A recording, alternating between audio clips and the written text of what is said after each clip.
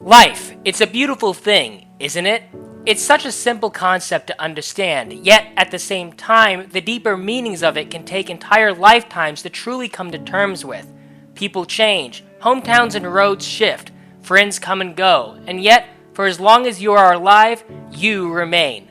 Does this mean that the only way that's worth living is if we make a tangible impact? Something that will scream, "I was here," long after you, I, or anyone is gone?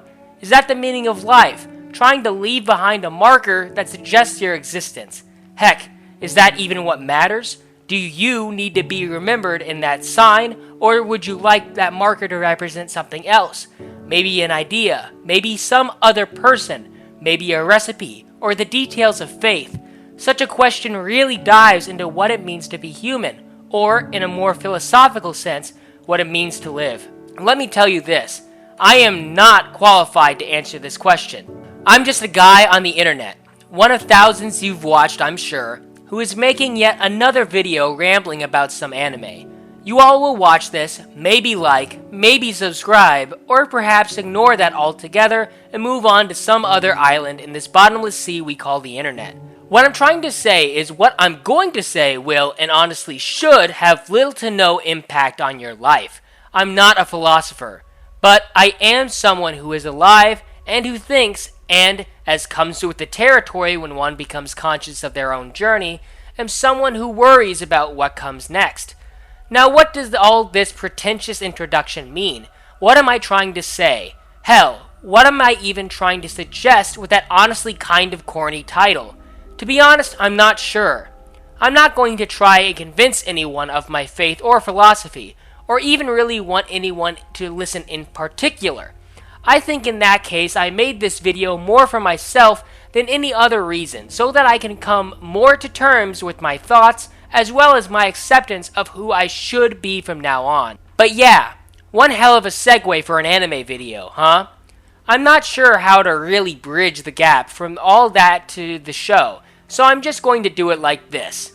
Let's talk about some of my views, and, more importantly, the show that changed them for the better, Orb on the movements of the Earth. Okay, let's get this out of the way now. Ignore everything I've said in all my previous videos. Orb is my #1 anime of all time, and it's not even exactly close. Some of you may wonder why. Why is it your favorite anime? Or much more likely, you'll say, I've already watched Giguk's video recommending this, and I haven't watched it. So what makes your opinion so special? Well, to get this out of the way, nothing. Again, I'm just another dude on the internet. However, I do have my own experiences. And my experience is, even though there are countless nigh-perfect anime out there, Orb is my favorite because it's done something no other piece of anime, or, hell, piece of media has. It's made me satisfied with life. That corny statement aside, what do I mean? Did this anime cure cancer? No. Did it answer one of the fundamental questions of living? No. Did it give me $1 million? No. I just found the philosophy in it absolutely profound in a way that really allowed me to look back on both my beliefs and personal outlooks and come out a changed, better person by the end. I think the reason why this happened has to be my relatively unique disposition to it. You all might not know this, but I'm an inorganic chemistry researcher. Science is my day-to-day life, and as a dude growing up in the old suburbs, I've also had quite a bit of experience with theology and religion. Both sides of the coin were instrumental in not only mine growing up, but also with my current day personality. So, if you know anything about Orb, you can probably surmise why I found it so impactful. The tale of a menagerie of unknown, forgotten researchers toiling away in an effort to prove heliocentrism, the idea that the Earth orbits around the Sun instead of the Earth-centric theory that was prevalent at the time, I found incredible because of how well it manages both sides of the philosophical coin, theology and science. On one hand, you have the researchers like Raffle who know the theory and facts and want to prove heliocentrism publicly. And then you have the Catholic Church, who stands as a sort of monolith for all major religious thought at the time. Now, this isn't exactly news. You can figure this out just with guesswork and by reading the Mæhl synopsis.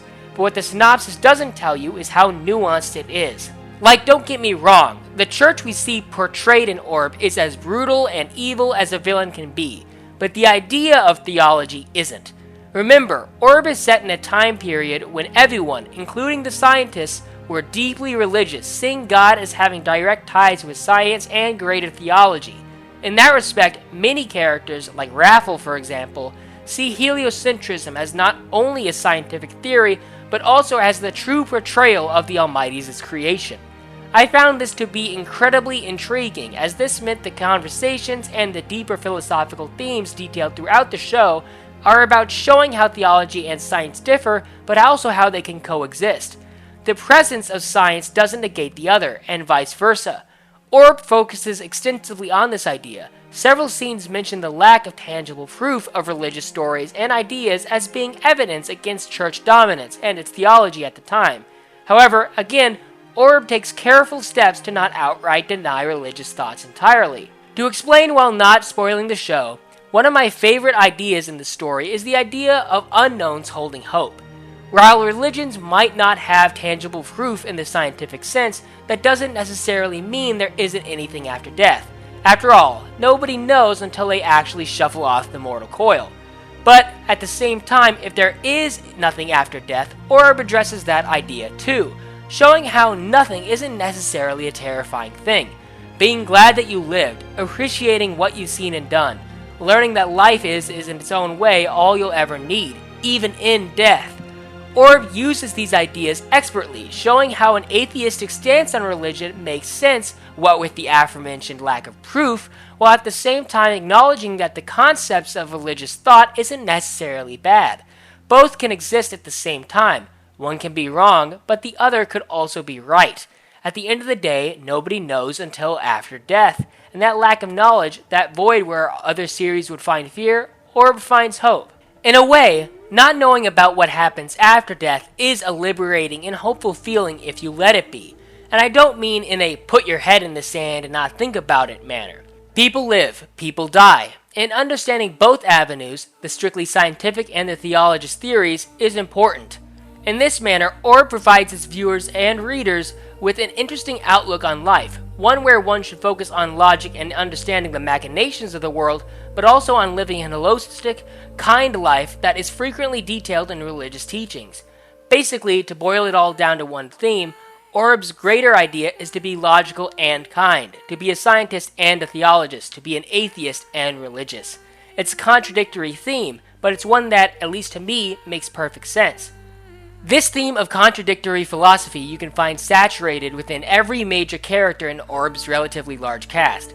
They all vary from being scientists to mercenaries to scavengers and theologic academics, but most share that one common trait: relying on logic in a world where faith still reigns supreme. I cannot stress this fact enough. A lot of times in media, stories like this have the academics be, well, academics, focusing solely on logical evidence and tossing aside theology and religion as a whole.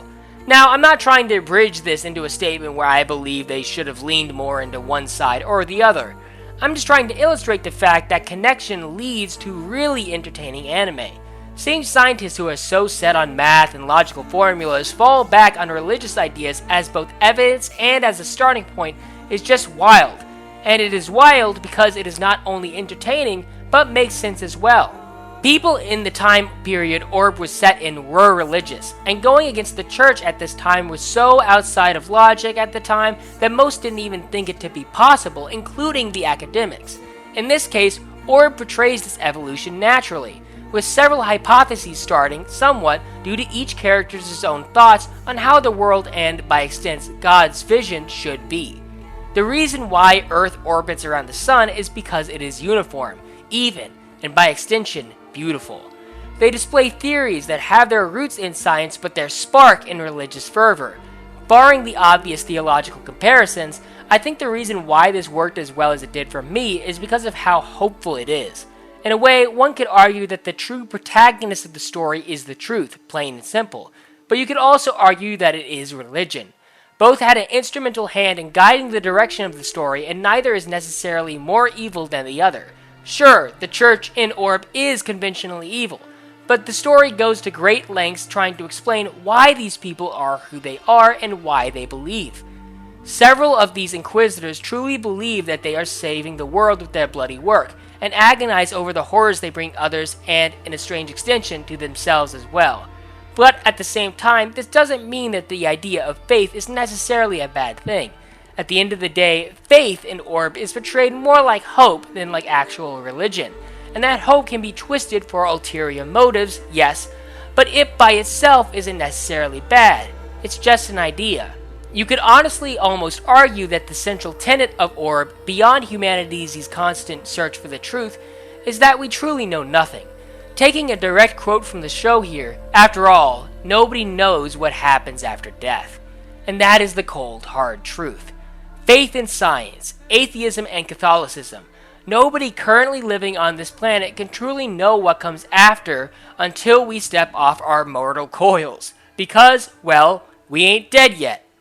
It's such a simple idea, but it is one that I haven't really seen portrayed to such an extent in media. I think the reason that is because that lack of knowledge can seem terrifying to some, but Orb does the opposite and makes that void of truth hopeful. We don't know what comes after death, but does that mean life isn't worth living? No. All we can do is appreciate our existence, our place in the world, and strive to become something better. If we are forgotten, if our work is trodden upon by what comes next, we are all still working together to slowly strengthen this giant machine we call humanity. At the end of the day, all are forgotten to time, but again, that isn't a thought that we should worry about, as even though we as individuals may be forgotten, even though we may not accomplish anything we view as significant, the seeds we plant today, no matter how minor, can grow into something that we can't even imagine. Of course, I can't force you all to accept this train of thought, but I found that, upon watching and thinking about the series, that several worries I've had, such as the fear of death, being forgotten, being useless, just vanished. Obviously, mental health isn't that easy, and a stupid anime is by far a cure-all, but the ideas that are portrayed in here are useful. Now, it goes without saying that the philosophy described in Orb isn't exactly new. Appreciating life for what it is an old idea that's prevalent in many communities today. But the reason why I think it works well in Orb, and the reason why I think it changed my view, is that reading about these ideas in a philosophy textbook is a different thing altogether than experiencing it in a media that you enjoy as entertainment. It just hits different. It's a funny thing, really. Entertainment can allow us to see things and aspects of life that are right in front of our faces the entire time. I think that's because of how we are when we are watching something we enjoy. We just remember it more fondly, and in a way, the lessons we see in this manner have a higher impact, as even though the shows are fiction, it gives us a quote-unquote pieces of evidence of to how that philosophy could play out. I think that's why Orb worked so well for me. Not because it was necessarily subtle, but because its lesson is so obvious and, at first, surface level, but when you take a moment to think about it, is quite deep. This is going to sound weird, but this is how I describe my personal philosophy that I live with, by which is the central tenet of my faith. I find everything beautiful. That squirrel outside, beautiful. That man saying hi to his sister, beautiful. That lovely mountainside, beautiful. That trash can full of flies and unmentionables, beautiful. I find it beautiful because those sights are all evidence of the fact that I am alive and am present in this moment. Faith or not, your beliefs or lack thereof, most people can agree that life in itself is a gift that's worth exploring. That is what Orb made clear to me, that life in essence shouldn't be focused solely on faith. We should live in the moment, strive to better ourselves, and even if we are forgotten, take pride in the fact that each and every one of us made an impact that can leave a discernible mark on our overall history. It may not be obvious and the impact may not be remembered, but no matter how small the idea that you need to be remembered to matter to the world is simply ludicrous. We all deserve to be here.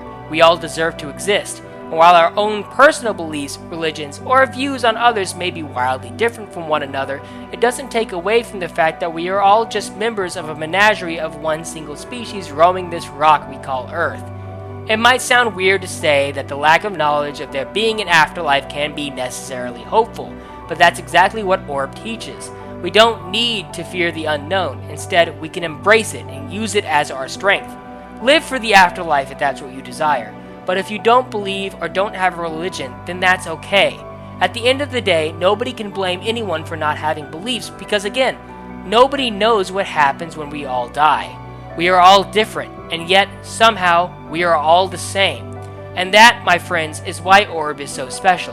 So please, if you haven't, go out and watch it.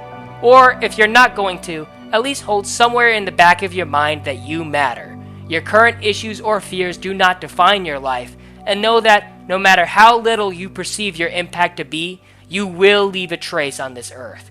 So be proud to be alive, walk tall, and finally, thanks for watching.